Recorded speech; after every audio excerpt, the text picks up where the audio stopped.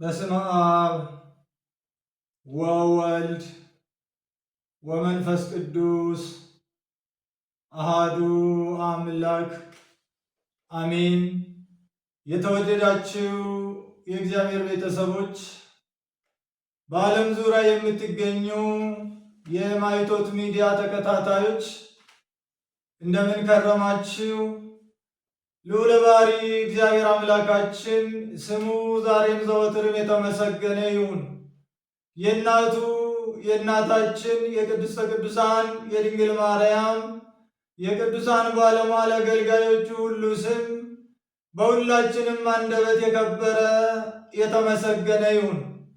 እንደ እግዚአብሔር አምላካችን ቅዱስ ፈቃድ የምንማማርበት የትምህርታችን ርዕስ የዓለም መጨረሻ ምልክት የሚል ይሆናል። የማቴዎስ ወንጌል ምዕራፍ 24 ከቁጥር 3 ላይ የምናገኘው የእግዚአብሔር ቃል ነው። ይህን ትምህርት ያስተማረው ጌታችን አምላካችን መድኃኒታችን ኢየሱስ ክርስቶስ ነው። ለትምህርቱ መነሻ የሆነው የሐዋርያት ጥያቄ ነው። ሐዋርያት ጠይቀውት ጌታ ስለ መምጣቱ ስለ ምልክቱ ሁሉ ነግሮናል፣ አስተምሮናል። የትምህርታችን ዓላማ ይህ ዓለም ጠፊ አላፊ መሆኑን አውቀን በሃይማኖት ጸንተን በምግባር ታንጸን ለእግዚአብሔር መንግሥት እንድንበቃ በሕገ እግዚአብሔር በፈቃደ እግዚአብሔር በፍቅረ እግዚአብሔር እንድንኖር ማስገንዘብ ነው። ይህ አጓጊ ዓለም ጠፊ ነው፣ ኃላፊ ነው። ዓለሙም ያልፋል፣ ሀብቱም ንብረቱም ይጠፋል፣ ስልጣንም ይሻራል፣ ክብርም ይረሳል፣ ይዘነጋል። እኛም እናልፋለን፣ እንሞታለን፣ እርቃናችንንም ወደ መቃብር እንገባለን። ከእናታችን ማኅፀን ስንወጣ እርቃናችን እንደወጣን እንዲሁ እርቃናችን ወደዚች ወደ ምድር እንመለሳለን። ሁሉ ሰው በክርስቶስ የፍርድ ዙፋን ፊት ይቆማል። ኃጥአን በፊቱ ኀፍረትን ይለብሳሉ፣ ጻድቃን በእግዚአብሔር መንግሥት እንደ ፀሐይ ያበራሉ። አንድ ቀን ይመጣል፣ ይህ ዓለም የሚያልፍበት ሁሉም የሥራውን የሚያገኝበት ዓለም ፍጻሜ የሚያገኝበት ቀን ይመጣል። ያ ቀን የቅጣት ቀን ነው። ኃጥአን የሚያፍሩበት የሚቀጡበት። ያ ቀን የሽልማት ቀን ነው። ጻድቃን በእግዚአብሔር አደባባይ እንደ ፀሐይ የሚያበሩበት። ያ ቀን የፍርድ ቀን ነው። ሁሉም የሥራውን ዋጋ የሚያገኝበት። ያ ቀን አስፈሪ ቀን ነው። ፈራጆች ለፍርድ የሚቀርቡበት፣ ዳኞች በሰማያዊው ንጉሥ በዘላለማዊው ዳኛ በክርስቶስ የፍርድ ዙፋን ፊት የሚቆሙበት ያ ቀን ዕለተ ምጽአት ይባላል። የዓለም መጨረሻ፣ የክርስቶስ መምጫ፣ የመከር ጊዜ ነው። ብዙ መጠሪያ አለው። ይህ ቀን ዕለተ ምጽአት፣ ዳግም ምጽአት፣ ምጽአተ ክርስቶስ፣ የዓለም መጨረሻ፣ የፍርድ ቀን፣ ትንሣኤ ሙታን፣ ትንሣኤ ዘጉባኤ፣ የጌታ ቀን፣ ነገረ ሕይወት ዘለዓለም ተብሎ ይታወቃል። ይህን ቀን መቼ እንደሚሆን ከአንዱ ከእግዚአብሔር በቀር የሚያውቀው የለም። ሰዎች አያውቁትም፣ ነቢያት አያውቁትም፣ ሐዋርያት አያውቁትም፣ ጻድቃን አያውቁትም፣ መላእክትም አያውቁትም። የሚያውቀው እግዚአብሔር ብቻ ነው። ሥላሴ ናቸው ይችን ቀን የሚያውቋት። ነገር ግን ጌታችን አምላካችን መድኃኒታችን ኢየሱስ ክርስቶስ ሐዋርያት ስለጠየቁት ዕለቱን ባይነግራቸውም መቼ እንደሆነ ባያውቁትም ምልክቱን ነግሯቸዋል። በሐዋርያት ጆሮ እኛም ሰምተናል። ሐዋርያትን በወንጌል ጽፎ አቆይተውልናል። የጌታ የመምጫ ቀኑ ምልክቱ ይታወቃል። የምንገነዘበው፣ የምናየው፣ የምንሰማው ነው። ጌታ በደብረ ዘይት ተቀምጦ ሳለ ሐዋርያት ለብቻቸው ወደ እርሱ ቀርበው እንዲህ አሉት፣ ንግረነ ማይዜ ይከውን ዝንቱ፣ ንገረን ይህ መቼ ይሆናል? ወምንት ትእምርቱ ለምጽአትከ ወለህልቀተ ዓለም፣ የመምጣት እና የዓለም መጨረሻ ምልክቱስ ምንድን ነው? ንገረን አሉት። ጌታችንም ነገራቸው። ማንም እንዳያስታችሁ ተጠንቀቁ ብሎ ሦስት ዋና ዋና የመምጫው ምልክቶችን፣ ሦስት ዋና ዋና የዓለም መጨረሻ ምልክቶችን ክርስቶስ አምላካችን ነግሮናል። አንደኛ ሃይማኖታዊ ችግሮች ይከሰታሉ። ሁለተኛ ማህበራዊ ቀውስ ይፈጠራል። ሦስተኛ ተፈጥሯዊ ክስተቶች ይታያሉ፣ ወይም ተፈጥሮ ቁጣዋን ታሳያለች። እነዚህ ሦስቱ ዋና ዋና ምልክቶች ናቸው የክርስቶስ የመምጫ ምልክቶቹ። የዓለም መጨረሻ፣ የጌታ መምጫ፣ የዚህ ዓለም ፍጻሜ ምልክቶቹ እነዚህ ናቸው። እነዚህ ምልክቶች ሰፊ ሀተታ አላቸው። ባጭሩ ግን እንመለከታለን። አንደኛ ሃይማኖታዊ ችግር ነው። በሃይማኖት ምክንያት በሰዎች በአማኞች በክርስቲያኖች ላይ የሚመጣ መከራ፣ ሃይማኖትን አስታኮ የሚመጣ ችግር፣ የሚከሰት ችግር፣ ሃይማኖት የሚመስል ሃይማኖትን የሚገዳደር ሃይማኖትን የሚጋፋ ሃይማኖትን ለማጥፋት የሚደረግ ሙከራ ሁሉ የክርስቶስ የመምጫ ምልክት ነው። እንዲህ ነው ያለው፣ ማንም እንዳያስታችሁ ተጠንቀቁ፣ እኔ ክርስቶስ ነኝ ብለው በስሜ ይመጣሉ፣ ብዙዎችንም ያስታሉ አለ።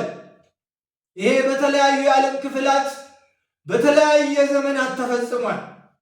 በእኛም ሀገር በኢትዮጵያ ሳይቀር በአማራ ሳይንት ዘክርስቶስ ይሉኛል ብሎ 12 ሐዋርያትን አሉኝ ብሎ መርጦ 36 ሴቶችን ቅዱሳት አንስት ብሎ መርጦ 72 አርድእት አሉኝ ብሎ መርጦ ከ700 በላይ ሰዎችን አስከትለው ክርስቶስ ነኝ ብሎ መጥቷል።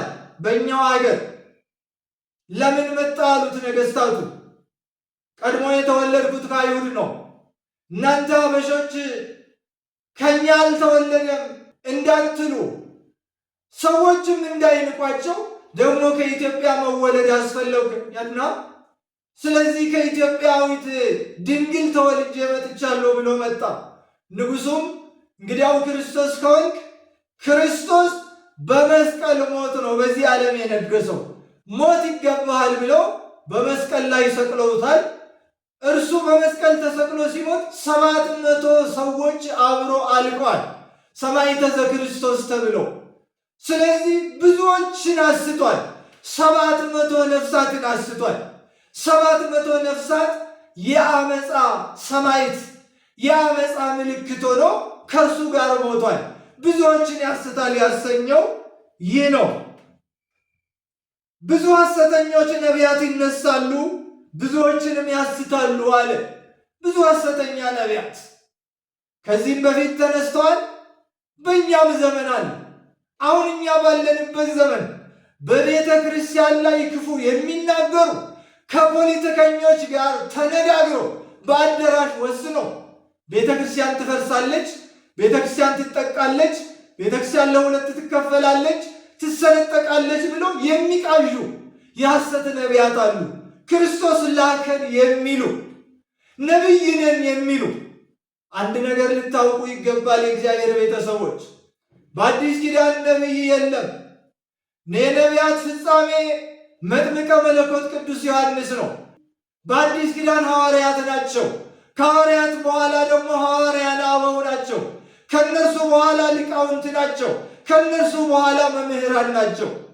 ነቢይ ምን ሊተነብይ ነው የሚነሳው? ነቢያት እኮ ያስፈለጉት የክርስቶስን መምጣት ልደቱን ለመናገር ለመተንበይ፣ መንገዱን ለመጥረግ ለማዘጋጀት ነው። ክርስቶስ ከመጣ በኋላ ነቢይ የለም። ተፍጻሜተ ነቢያት መጥምቀ መለኮት ቅዱስ ዮሐንስ ነው። ዛሬ በመናፍቃን አዳራሽ እንደ ሐሸን የፈሉ ነቢያት ነን የሚሉ የክርስቶስ አገልጋዮች ነን የሚሉ አሳቾች ናቸው። እነዚህ እንደሚመጡ ነግሮናል። ብዙ ነቢያት ይነሳሉ፣ ብዙዎችንም ያስታሉ። ለአሕዛብ ፍርድ ይሆን ምስክር ሊሆንባቸው ይህ የመንግሥት ወንጌል በዓለም ሁሉ ይሰበካል። ዛሬ የክርስቶስ ወንጌል የማይሰበክበት የዓለም ክፍል የለም። በሶሻል ሚዲያ ይሰበካል፣ በተለያየ የመገናኛ ዘዴ ይሰበካል፣ በአሕዛብ ቤት ይሰበካል። አሕዛብ ወንጌልን ያነባሉ። የክርስቶስን ሃይማኖት ለማንቋሸሽ፣ ለማናነቅ፣ ክርስቲያኖችን ለማሳፈር፣ በክርስቲያኖች ለመዘባበት ብለው አሕዛብ ሳይቀሩ ወንጌልን ያነባሉ። በእስላም ቤት ሁሉ ወንጌል አለ። ምስክር የሆንባቸው ዘንድ ነው። ሃይማኖታዊ ምልክት ይህ ነው። ሁለተኛው ማህበራዊ ቀውስ ነው። ይህ ፖለቲካዊ፣ ስነ ምጣኔያዊ፣ ማህበራዊ መስተጋብር የሚያቃውሱ ክስተቶች ይከሰታሉ፣ ጉዳዮች ይፈጸማል። እነዚህም እንዲህ ብሎ ነው የዘረዘራቸው። ጦርንም የጦርንም ወሬ ትሰሙ ዘንድ አላችሁ። መንግስት በመንግስት ላይ ይነሳል፣ ህዝብ በህዝብ ላይ ይነሳል። አሁን በዓለማችን ጦርና የጦርነት ወሬ የማይሰማበት የት ነው ታውቃላችሁ? በምስራቁ ዓለም እየሆነ ያለውን፣ በዚህ በመካከለኛው በኤዥያው አካባቢ እየሆነ ያለውን፣ በኢራን እየሆነ ያለውን፣ በዩክሬን እየሆነ ያለውን፣ ሀያላን እያደረጉ ያሉትን ነገስታት በነገስታት ላይ አንዱ መንግስት ሄዶ የአንዱን ሀገር ንጉሥ አስሮ እንደ ጥጃ ሲወስደው፣ አንዱ ንጉሥ አንዱን ሀገር ወሮ ከተማ ሲያጋይ፣ ነገስታትን ሲገል፣ ከሰማይ የእሳት ዲን ሲያዘን፣ ይሄ ነገስታት በነገስታት ላይ መነሳታቸውን፣ ህዝብ በህዝብ ላይ እንደ ህዝብ መነሳታቸውን እናያለን። በእኛው ሀገር በኢትዮጵያ ህዝብ በህዝብ ላይ ተነስቷል። የአንዱ ቋንቋ ተናጋሪ በሌላ ቋንቋ ተናጋሪ ላይ፣ የአንዱ ጎጥ በሌላው ጎጥ ላይ በጠላትነት ሲነሳ፣ ሰዎች ሰዎችን ሲያሳድዱ፣ ሰዎች ሰዎችን ሲያፈናቅሉ፣ ሰዎች ሰዎችን ሲገሉ፣ ቋንቋ ለይቶ፣ ጎጥ ለይቶ፣ ወንዝ ለይቶ ህዝብ በህዝብ ላይ ሲነሳ አይተናል። ይሄ የክርስቶስ የመምጫው ምልክት ነው። ማህበራዊ ቀውስ። በዚያን ጊዜ ለመከራ አሳልፎ ይሰጣችኋል፣ ይገሏችሁማል። ዛሬ ክርስቲያኖች፣ የእግዚአብሔር ወዳጆች፣ የእግዚአብሔር አገልጋዮች በዓለም ሁሉ ተጠልተዋል። ኦርቶዶክሳውያን ተጠልተዋል። በአሕዛብ ዘንድ ተጠልተናል። በአላውያን ዘንድ ተጠልተናል። በአረማውያን ዘንድ ተጠልተናል። በአላውያን ነገሥታት ዘንድ ተጠልተናል። ይገሉናል፣ ያሳድዱናል። ስለ ስሜ በአሕዛብ ሁሉ የተጠላችሁ ትሆናላችሁ ብሏልና ስለ ክርስቶስ ስም ተጠልተናል። ዛሬ ክርስቲያኖች ይታረዳሉ። የሚቆምላቸው የሚጮህላቸው የለም። ፍትሕ የሚያሰፍንላቸው የለም። ቤታቸው ይቃጠላል፣ ሀብት ንብረታቸው ይቃጠላል። እነሱም እንደ በግ ይታረዳሉ። ሥጋቸው መቃብር አያገኝም። ለዱር አራዊት፣ ለሰማይ አዕዋፍ ይጣላል። ብዙ ክርስቲያኖች ሰማዕትነትን እየተቀበሉ ነው። በአርሲ፣ በወለጋ፣ በተለያዩ ቦታ፣ በወሎ የሃይማኖት አባቶች እንደ በጎች ይታረዳሉ። ክርስቲያኖች እንደ ሽንኩርት ይከተፋሉ። ይሄ የክርስቶስ የመምጫው ምልክት ነው። ብዙዎች ይሰናከላሉ አለ። እነዚህ ገዳዮች፣ እነዚህ አራጆች፣ እነዚህ ጦረኞች፣ እነዚህ ጦርን የሚሰብኩ ጦርን የሚሰብኩ ጦርና የጦርን ወሬ የሚፈጥሩ እርስ በርሳቸውም ተላልፈው ይሰጣጣሉ። አንዱ አንዱን ይወነጅላል። ፖለቲከኛው ፖለቲከኛውን ይጠላል። ሚኒስትሩ ሚኒስትሩ ላይ ይነሳል። ለአንድ መንግስት የሚያገለግሉ ሆኖ ሳለው እርስ በርሳቸው ይጠላላሉ፣ ብዙዎችም ይሰናከላሉ። ከአመፃ ብዛት የብዙ ሰዎች ፍቅር ትቀዘቅዛለች። ወገኖቼ ዛሬ ፍቅር ወዴት ነው ያለችው? በቤተ መንግስት የለችም፣ በቤተ ክህነት የለችም፣ በገዳም የለችም፣ በትዳር ውስጥ የለችም። የት ነው ፍቅር ያለችው? የትንቢት መፈጸሚያ ሆነናል እኮ። ትንቢቱ ተፈጽሞብናል እኮ። ምእመናን ምን ትጠብቃላችሁ? ባልና ሚስት መሃል ፍቅር የለም። እናትና ልጅ መሃል ፍቅር የለም። አባትና ልጅ መሃል ፍቅር የለም። በወንድማማች መካከል ፍቅር የለም። በእህትማማቾች መካከል ፍቅር የለም። በጎረቤት ፍቅር የለም። በስራ ቦታ ፍቅር የለም። በሰፈር፣ በቤት፣ በቤተሰብ ፍቅር የለም። አመፃ በዝቷል። ከአመፃ ብዛት የብዙዎች ፍቅር ትቀዘቅዛለች አለ። ይሄ ማህበራዊ ቀውስ ነው። ሶስተኛው ተፈጥሯዊ ክስተቶች ናቸው። ተፈጥሮ ትቆጣለች። ይህ ከሰው ልጆች ቁጥጥር ውጭ የሆነ በተፈጥሮ የሚከሰት ነው። ረሃብ፣ ቸነፈር ይሆናል አለ። አልተራብንም፣ አልተጠማንም፣ አልታረዝንም፣ አልታመምንም። ብዙ መድኃኒት የሌላቸው በሽታዎች ተነስተዋል። የማንታከማቸው በሽታዎች በዓለማችን ተሰራጭተዋል። ብዙ ደዌዎች በሐኪም የማይድኑ፣ በሀበሻ መድኃኒትም የማይድኑ፣ በዘመናዊ ሕክምና የሌላቸው፣ በጠበልም የማይድኑ። አሁን ጠበል የማያድነው ነው አይደለም፣ ነገር ግን የትንቢት ፍጻሜዎች ስለሆኑ እነዚህ በሽታዎች የሚድኑት በንስሐ ብቻ ነው፣ ፍቅር ሲኖረን ብቻ ነው። ስለዚህ ረሃብ፣ ቸነፈር ይከሰታል፣ አባር ይሆናል፣ በሽታ ይመጣል። ዛሬ ተርበናል፣ በረከት የለም ይመናል። የሚገርመው በዚህ ዘመን የሚራበው ድሃው ብቻ አይደለም፣ በጎዳና የወደቀ የኔ ቢጤ ብቻ አይደለም። እንደውም እሱ ስለ እግዚአብሔር ጠርቶ የሚያድር ስለሆነ ጠግቦ ያድራል። በሀብታሞችም ቤት ረሃብ አለ። የእህል ረሃብ ብቻ አይደለም፣ የፍቅር ረሃብ አለ፣ የጤና ረሃብ አለ፣ የሰላም ረሃብ አለ፣ የእንቅልፍ ረሃብ አለ፣ ብዙ ረሃብ አለ፣ ብዙ አባር፣ ብዙ ቸነፈር አለ። የምድር መናወጥ በልዩ ልዩ ስፍራ ይሆናል። ኢትዮጵያችን እንደው ስትናጥኖ የምትኖረው እኮ በዚህ ዘመን ማዕበል እንደተነሳባት መርከብ፣ ሞገዱ እንዳየነባት መርከብ ኢትዮጵያ በብዙ ጊዜ ከውስጥ የሚንጣት ኃይል ተነስቶ የመሬት ርዕደ መሬት፣ የመሬት መንቀጥቀጥ፣ መናጥ፣ መናወጥ በብዙ በኢትዮጵያ ቦታዎች በአፋር፣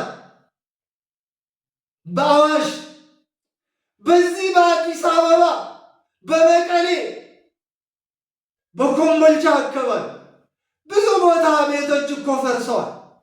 ደንግጠን እኮ በአዲስ አበባ ከእንቅልፋችን ነቅተናል። መሸሸጊያ አጥተናል። መሬት ቁና ሆናብናለች እኮ በርዕደ መሬቱ በመሬት መናጥ ምክንያት ብዙ ተራራዎች ተደርምሰዋል። ጎርፍ ተነስቷል፣ አጥለቅልቋል ብዙዎችን። የመሬት መናድ ሆኗል። ድርቅ ተነስቷል። አስቡ፣ በአንዲት ሀገር ውስጥ በአንድ በኩል አንድ ጊዜ ጎርፍ፣ አንድ ጊዜ ድርቅ እየተነሳ ይሄ ተፈጥሯዊ ክስተት ነው። የተፈጥሮ መቆጣት ነው። የሰማይ ኃይላት ይናወጣሉ። በፀሐይና በጨረቃም በከዋክብትም ምልክቶች ይታያሉ። ፀሐይ ብርሃኗን የምትከለክልበት ጊዜ አለ። ጨረቃ ደም ትሆናለች፣ ከዋክብት ይረግፋሉ። እነዚህና እነዚህን የመሳሰሉት የመምጫ ምልክቶቼ ናቸው የዓለም መጨረሻ ብሎ ጌታችን ለሐዋርያት ነግሯል። እንግዲህ ምዕመናን ያልተነገረ የቀረም የለም፣ ያልሆነም የለም። የቀረው የሐሳዊ መሲህ መምጣት ብቻ ነው። እኔ ክርስቶስ ነኝ የሚል የሚያስገድድ 666ን ማኅተም አድርጎ የሚመጣ ያ ጨካኙ ሐሳዊ መሲህ ብቻ ነው የቀረው።